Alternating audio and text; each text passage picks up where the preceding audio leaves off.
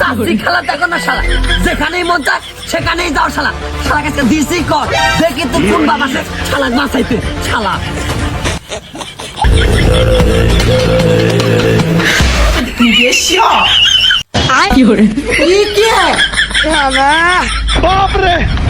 लेकिन ये साला कर क्या रहा है?